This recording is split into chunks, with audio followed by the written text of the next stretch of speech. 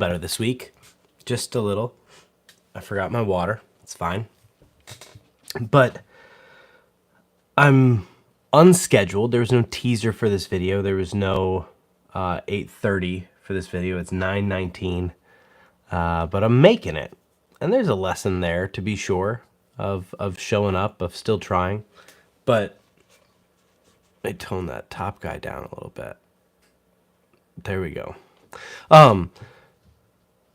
There's value in still being here, and there's value in the repetition and the routine, and that's why I wanted to do this, in spite of it being imperfect. And I think that's a lesson that I'm learning over and over again these past few days. But tonight, I'm primary on my kids, who are both currently sleeping. But if that changes, I'm out of here. If I leave suddenly, something else somehow took priority over a YouTube live stream.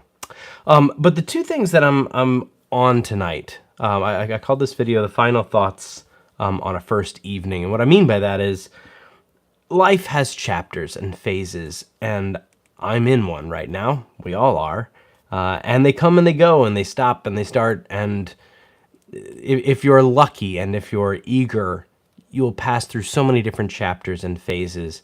And it can be difficult to recognize when you're going from one to another. But I found myself going from one to another a couple of days ago. And there's two thoughts that I have. The first is I like to fill my journals. I journal. I don't journal every day, but I've been journaling regularly for probably like 10 years now, 12 years, for a while. And I like to fill my journals, but I almost never have. I never take a journal to the last page. And I always think I will. And I think there's a nice sense of completion to that. But the truth is that there's a point at which I feel like I'm kind of done with that journal and done with that part of my life and the things I talk about. And in the past, I've signed every entry the same way.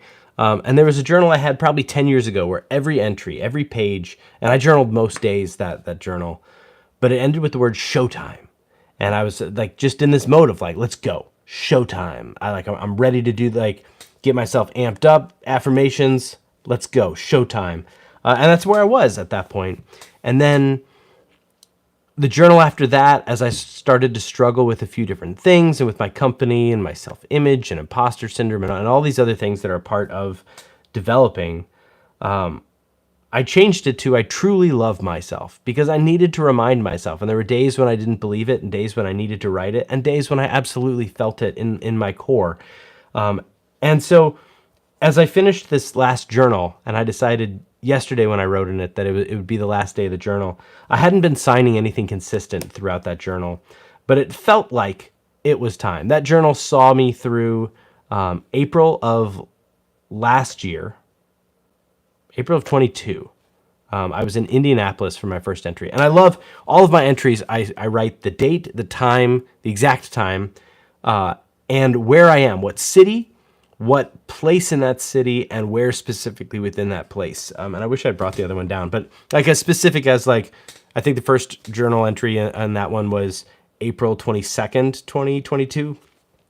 And it covered, it was in Indianapolis, Indiana, at the Marriott downtown, whatever room, and then at the desk. So I can look at any entry and see where I was exactly, what city, what home I'm in, if I'm in an Airbnb, whatever. I can trace it back, and I like that because when the power of going back through a journal is seeing what you were thinking, and so much context can be given to that if you know where you were. It just adds to that, and if you know you're on vacation, if you're in a different place. So I always do that, even though most of them are St. Louis, home, my desk. St. Louis, home, the table in the front room. St. Louis, home, kitchen table. That's most of the entries.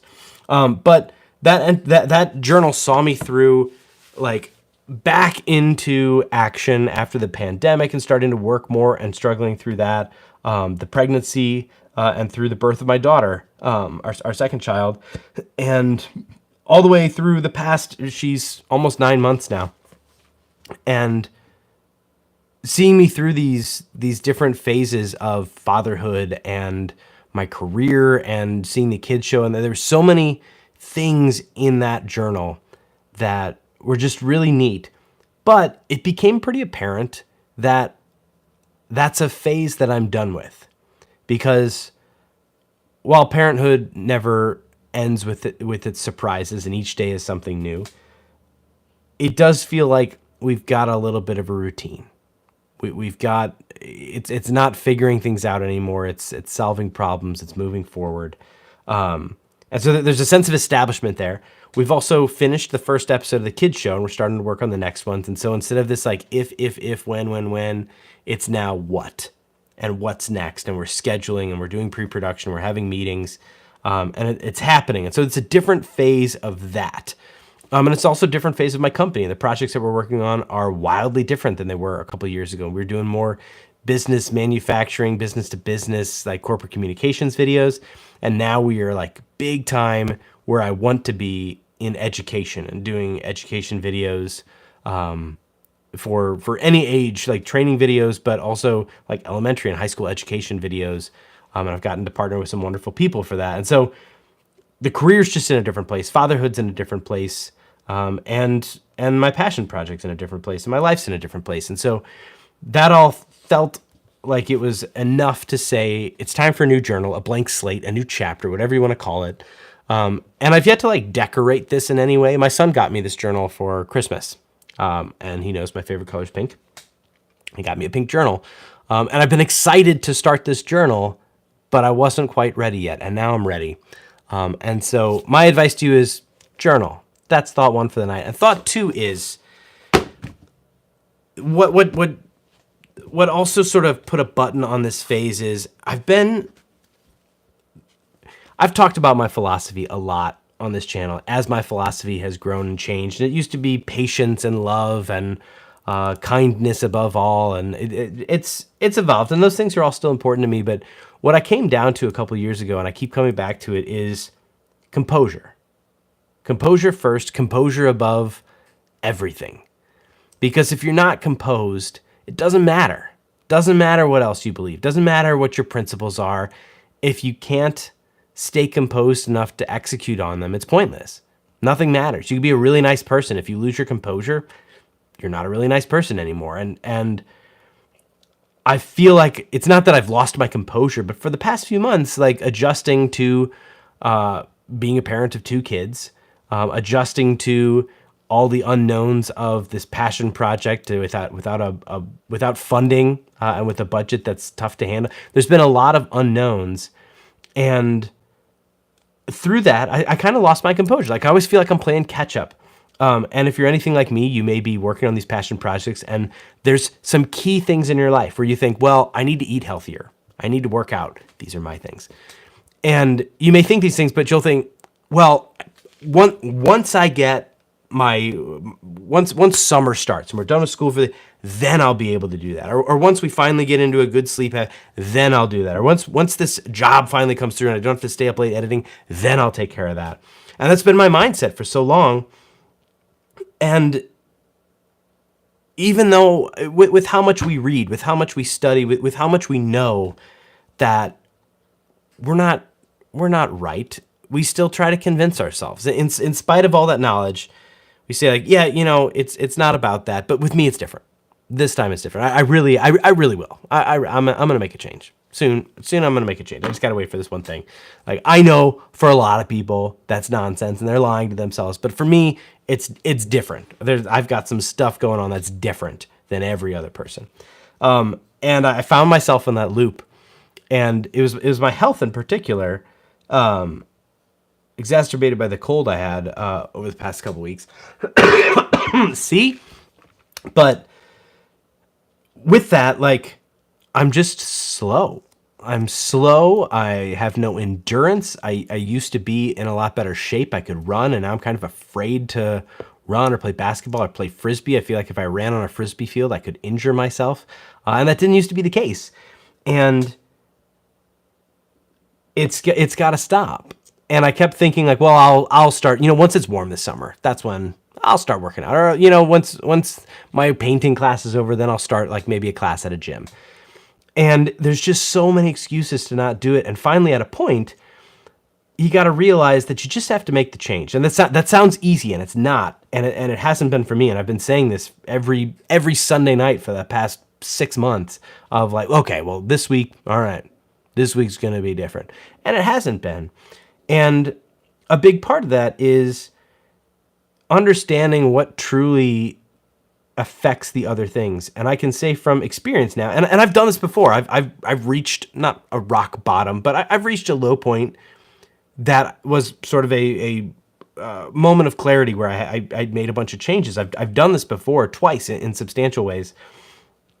And I can say both times that when I started focusing on different stuff, instead of saying, once my business is making money, then I'll start working out. Once my business is making money, then I'll start to eat healthier. Once my kids are a little bit older, then I'll start to eat healthier and go to bed a little earlier. But for now, like this is just... And unsurprisingly, this is not a profound thing that I'm sharing or anything new that I've discovered, but I've experienced it myself firsthand of when you switch that and instead say, I'm going to start going to bed early and I'm going to start eating healthier, pretty quickly you'll start to see that your business changes and your relationships change and everything changes for the better. And what you thought you were waiting for or working on, it's like building a really intricate house, tower, whatever metaphor you want to use, like building this thing so painstakingly and carefully on a really crummy foundation. And like you've got this really shaky thing where you've got all the pieces of your life and you're trying to get it together and get it just right. But you're building it on top of sand or a swing or whatever metaphor you want to use. And it's so obvious to say that what you should be doing is getting the foundation right. Because if your foundation is strong, if you feel healthy and composed and relaxed, if you're getting enough sleep, if your body feels good, if you're feeling less stress about everything because you're getting more sleep, then you're in a spot where putting a job on top of that is a lot easier than putting a job on top of just a garbage foundation of no composure and like just trying to make it through the day. And so for me, like I once again made it back to that spot where everything had just sort of been slipping and slipping and slipping and slipping. And I was just eating like garbage and I've put on a bunch of weight and I haven't been working out. And it's been a cold winter and I can make another whole video of excuses. I've got them all. Just like you probably do. And the past couple of days, it sort of hit me of like, I've been so focused on the kids show and on this and that. And there's been so many little things I've been working on that it was time to say, I'm done focusing on that. The most important thing is my physical health. The end. That's the most important thing. A well-timed cough. But in all this, trying to